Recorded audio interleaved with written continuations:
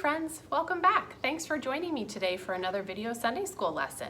Today we're hitting the road and we're going to No Pain Lane to learn about another one of God's commandments. If you've been with us the last couple weeks, we've learned several of God's commandments so far. So let's review what we've learned. On the first week, we visited First Street and we learned that we put God first. Then we visited Real God Road and we learned there's only one real God. On the third week, we visited Name Lane and we learned that we treat God's name with respect. On the fourth week, we visited Sabbath Street and we learned that we have a special day to honor God. On that day, we rest and we spend time with God. Last week, we visited Parent Parkway and we learned that we need to honor our parents. That just means that we show love to our parents by listening to their advice and doing things that bring them joy instead of sadness. Well, this week, like I said, we're visiting No Pain Lane, and I brought a little friend with me today to help me as I teach our lesson. We're going to be looking at the story of Cain and Abel from the book of Genesis. So, one of God's commandments, which we're learning about today, says that we should not murder. Now, I know most of you probably have never committed a murder. Murder is when you kill someone, and it's a very, very bad thing to do. But today, we're going to look at the Bible story of Cain and Abel and see how it might relate to our lives, okay? Okay, so today in the story of Cain and Abel, we're going to learn how small steps can lead up to very serious sins. You may think that this would be an easy commandment to keep, not murdering. But there are small steps in the story of Cain and Abel that led up to the first murder. So listen to what the book of Genesis says. After that, Eve gave birth to Cain's brother Abel. Abel took care of sheep and Cain became a farmer. Later, Cain brought a gift to God. He brought some food from the ground. But Abel brought the best parts of his sheep. The Lord accepted Abel and his gift. Do you notice the difference there? Cain brought some to God, but Abel brought the best to God. And so Abel was really doing what was better. So long before we see Cain commit murder, we see that there's a problem with his heart because he isn't bringing his best to God. Sometimes we have a problem with our heart. Uh-oh. From there, Cain's heart only got worse. Listen to this, friends. But God did not accept Cain and his gift. Cain became very angry and he looked unhappy. Oh no. We can see more of the problem with Cain's heart now, can't we? Even though Cain was the one choosing not to give his best, he was angry with God. But it wasn't God's fault, was it? Cain had a heart problem. That's what this commandment is really all about. Let's look at the next couple of verses. The Lord asked Cain, "Why are you angry? Why do you look so unhappy? If you do good, I will accept you. But if you do not do good, sin is ready to attack you. Sin wants you, but you must rule over it." Boys and girls, that's a really important verse for us to understand. We have to be in control of our choices and our hearts. We can't let sin be in charge of us. But unfortunately, that's what was happening with our friend Cain. In the verses I just read, you could see that God gave Cain a warning. He said, you need to stop. Your heart is not in the right place, and it's not leading down a good path. Remember, our God's commandments are like street signs. They're showing us the best way to go. But Cain is not listening to the street signs. He's letting sin lead him wherever it wants to instead of him using self-control. This is what verse 8 says in Genesis 4. Cain said to his brother Abel, "Let's go out into the field." So Cain and Abel went into the field, and then Cain attacked his brother Abel, and he killed him. Oh no. So we saw the process that Cain went through as he became closer and closer to hurting his brother Abel. Remember, this commandment teaches us we don't hurt others, But that's exactly what happened in our story, because we saw bit by bit as Cain made choices after choices that slowly led his heart down an evil path until something very, very bad happened between him and his brother. Oh no. So let's think about how this connects to our own lives. We might think about saying something mean to someone, and then we might actually say something mean. We might wish someone would get hurt, and then we might actually want to hurt them ourselves. Then we might actually do it. You see how one little bit at a time, the choices that Cain made eventually led to what happened to Abel.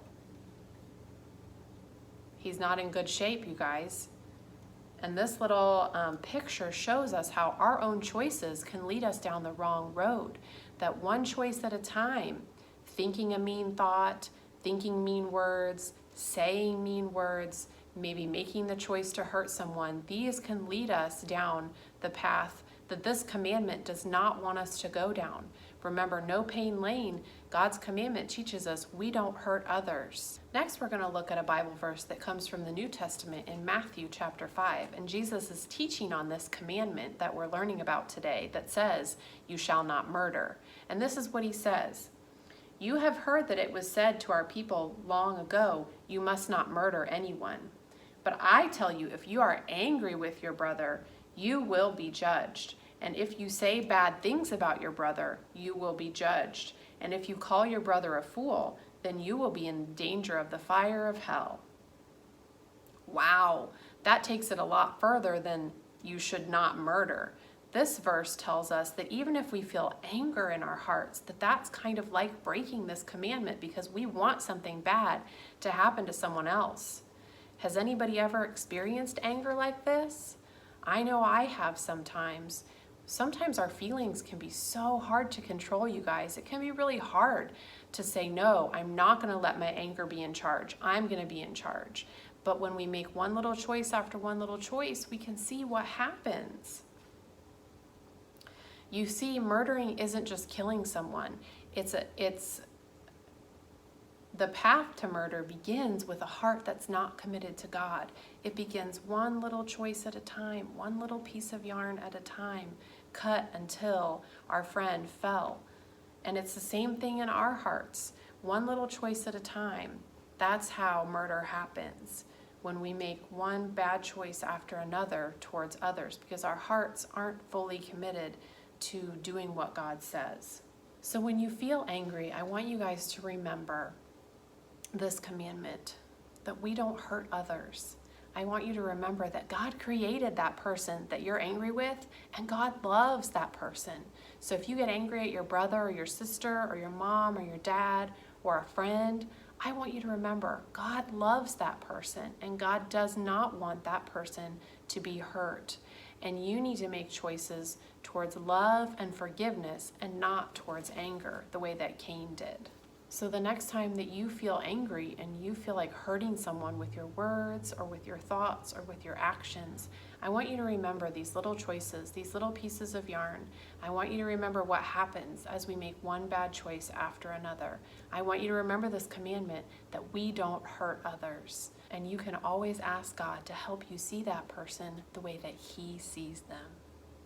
Thanks for watching today, friends. I hope everybody has a great week, and I'll see you next time on our next street.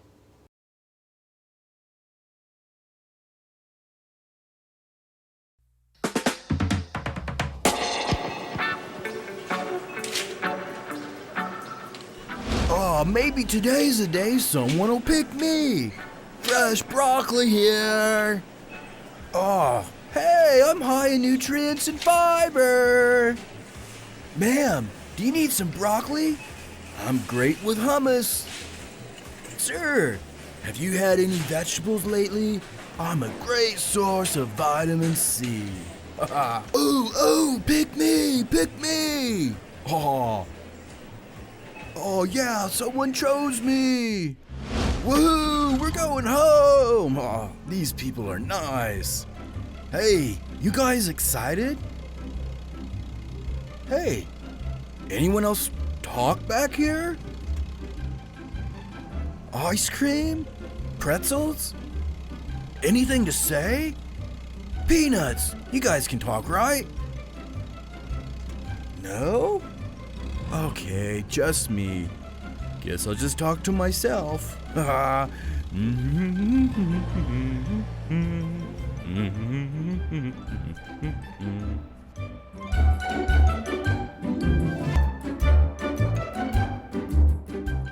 Ooh, so excited. Oh, I wonder what type of kitchen they have. Modern, countryside, coastal, open concept? Hey friends, what are your names? Pineapple? Blech. What is that thing? Ew! I think it's a moldy grape! Or a green carrot with some warts on its top.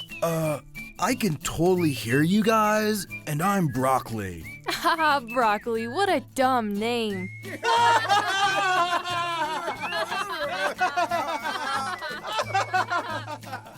Those things on your head look so weird. Ha! So weird. Hey, that's my floret.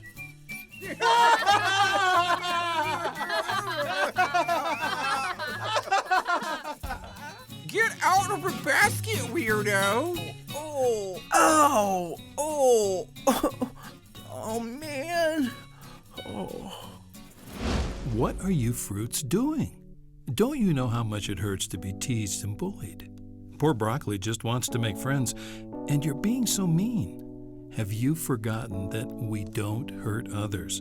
That means with our words and our actions. Guys, I kind of feel bad now. Yeah? You okay, Broccoli? We're just playing. I think my stalk is bruised. Can you climb back up? Oh, I don't think so. What should we do? I've got an idea. Okay, Apple, you jump down on the spoon, catapulting Broccoli back into the basket. Wow, you fruits are being so nice to me now. We were wrong treating you that way. It's nice having a new friend around, especially a vegetable. You're really cool. Ready?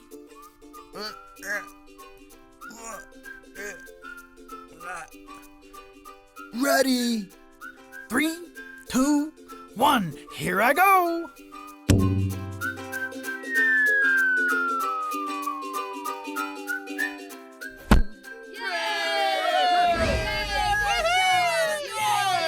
I'm so glad you're back in your basket now. Thanks. Hey, me too! That's so cool! Your flowers are actually really pretty. How much fiber do you have in you? Oh, I got a bunch, man. Vitamin A and vitamin K. And I'm really healthy. And